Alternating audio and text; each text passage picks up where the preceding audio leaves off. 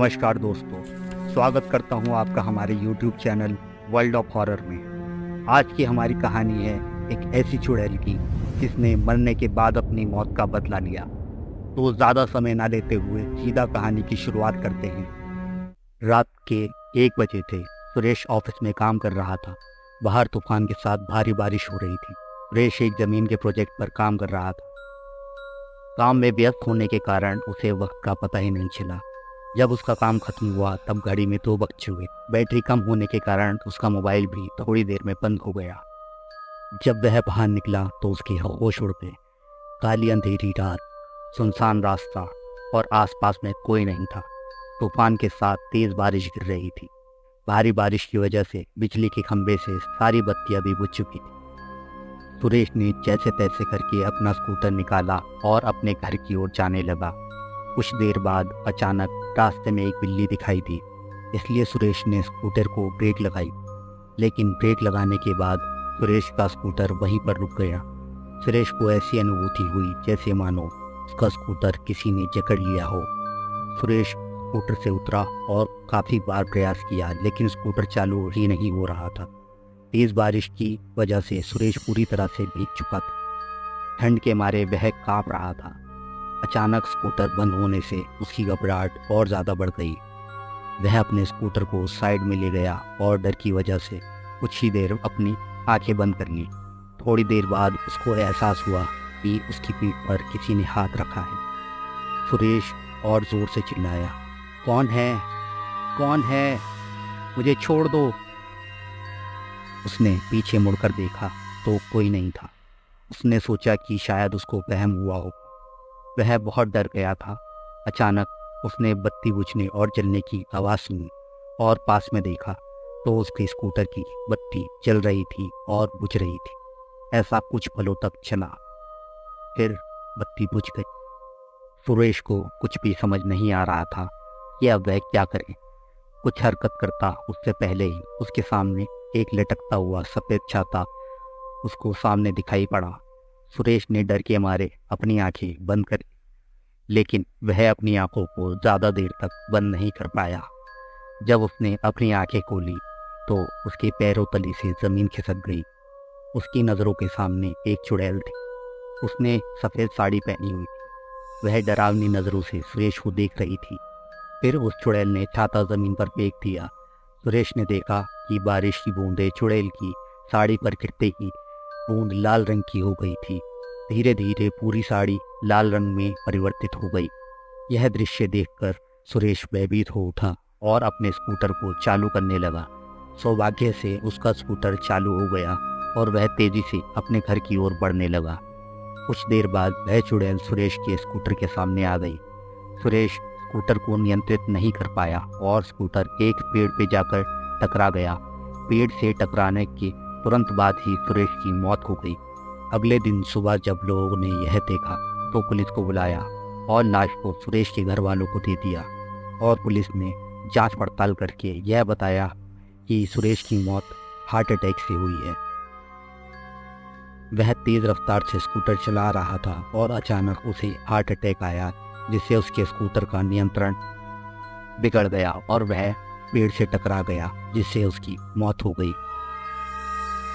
सुरेश की मौत के कुछ दिन बाद ऐसी ही तेज़ बारिश हुई जितनी उस रात को हुई थी। सुरेश के 2 खास दोस्त रमेश और परेश, वो दोनों सुरेश के साथ ही काम करते थे। रात के 3 बजे थे। रमेश अपने कमरे में सो रहा था। उसको आसमान से बिजली कड़कड़ाने की आवाज़ सुनाई दी।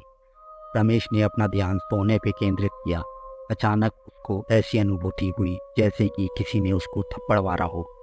वह नींद से जाग उठा और आसपास देखने लगा, लेकिन आसपास कोई नहीं था। फिर थोड़ी देर बाद कमरे की बत्ती जलने और बुझने लगी। यह देख रमेश बहुत घबरा गया और कंबल ओढ़कर सोने का प्रयास करने लगा। उसने महसूस किया कि उसका कंबल कोई पीछे से खींच रहा है। वह ज़ोर ज़ोर से चिल्लाने लगा, मुझे छोड़ दो, मुझे जाने दो। उसके कुछ देर बाद सब कुछ शांत हो गया।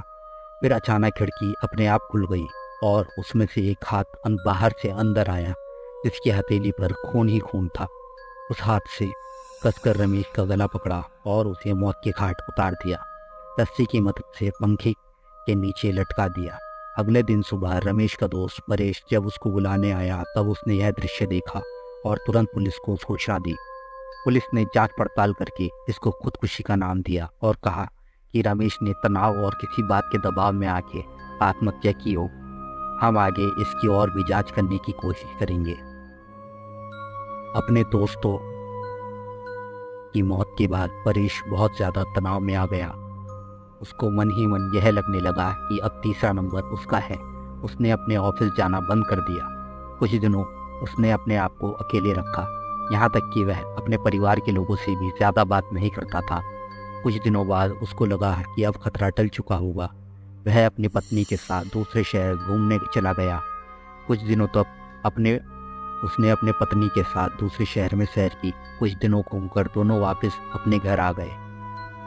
अब परेश के मन में डर का नामो निशान नहीं था। वह आराम से जीवन व्यतीत करने लगा था। दूसरे शहर घूमकर आने के बाद वह रोजाना ऑफिस जाने लगा था। एक दिन ऑफिस में ज़्यादा काम की वजह से उसे देर तक रुकना पड़ा। उस रात को भी तूफान के साथ भारी बारिश हो रही थी। परेश अपनी कार में बैठकर घर के लिए रवाना हुआ। रास्ते में एक बड़े से खड्डे के साथ उसकी गाड़ी टकराई और कार का एक पहिया गड्ढे में गिर गया।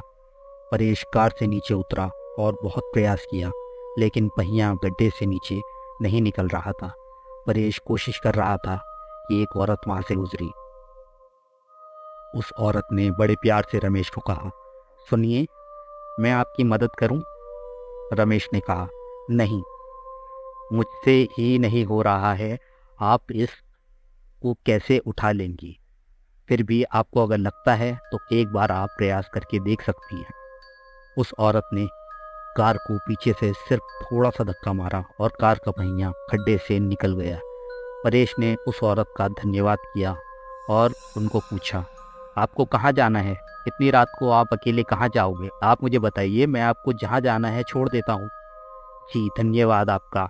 यहाँ से थोड़ा आगे एक तालाब वाली गली आती है, वहाँ मुझे छोड़ दीजिए, तालाब के पास ही मेरा घर है, औरत ने जवाब दिया। परेश ने उस औरत को अपनी कार में बिठाया और आगे बढ़ा। परेश को थोड़ा डर ज़रूर लग रहा था, लेकिन उसने गाड़ी चलाने पर ध्यान केंद्रित किया। थोड़ी देर बाद पीछे से आवाज़ आई, बस यहाँ पर रोक दीजिए, मेरा घर पास में ही है। परेश ने कार रोक दी और उनको उतरने को कहा। अचानक उसके पीछे से डरावनी आवाज़ सुनी, परेश, अब तो गया, तेरा अंत अब नज़दीक है, मैं तुझे नहीं छोड़ूंगी। परेश ने पीछे मुड़कर देखा तो उसके होश उड़ गए थे। वो औरत एक खौफनाक चुड़ैल में परिवर्तित हो गई थी। उस चुड़ैल ने ज़ोर से परेश को धक्का दिया और उसको कार से नीचे गिरा दिया। फिर परेश को घसीटकर तालाब की ओर ले जाने लगी। परेश बहुत चीखा और चिल्लाया, लेकिन चुड़ैल ने उसकी एक नहीं सुनी। परेश ने चुड़ैल से कहा, कृपया मुझे छोड़ दो, मुझे जाने दो, मैंने आपका क्या बिगाड़ा है? परेश, तू आज मेरे हाथों से मरेगा। तुम्हारे दोनों दोस्तों को तो मैंने मौत के घाट उतार चुकी हूँ, अब तुम्हारी बारी है। याद करो बरसात की वो अंधेरी रात, जिस रात तुम लोगों ने मेरी हत्या कर मुझे तालाब में फेंक दिया था। जिस ज़मीन ने मुझे और मेरे माँ बाप को रोज़ी रोटी दिलाई, वह ज़मीन तुम तीनों हड़पना चाहते थे और उस ज़मीन पे शराब की फैक्ट्री लगाना चाहते थे। जब मैंने मेरे पिताजी से हस्ताक्षर करने के लिए मना कर दिया तो तुम पापी दरिंदों ने मेरे और मेरे पिताजी की हत्या कर दी और दोनों को तालाब में फेंक दिया। हमारी मौत का कारण लोगों को यह बताया कि हम पानी में डूबकर मर गए हैं। मैं उस ज़मीन पे अभी भी शराब की फैक्ट्री नहीं चलने दूंगी तथा मैं आपस में तुम लोगों की जो साठगांठ थी उसका पर्दाफाश करके रहूंगी। मैं वापस मेरे और मेरे पिताजी का बदला लेने आई हूँ। आज तुझे भगवान भी मुझसे नहीं बचा पाएगा। जी कहकर चुड़ैल ने जोर से धक्का दिया और परेश को तालाब में गिरा दिया और पानी में डूबकर उसकी तुरंत मौत हो गई। फिर चुड़ैल अदृश्य हो गई। दूसरे दिन किसी ने परेश की लाश को पानी में बहते हुए देखा तो तुरंत पुलिस को संपर्क किया। पुलिस ने जांच करके उसकी लाश के उसके परिवार के हवाले कर दिया। मौत का कारण बताया गया कि उसकी गाड़ी का एक्सीडेंट हो गया था, जिसके कारण वह तालाब में जा गिरा और डूबने से उसकी मृत्यु हो गई।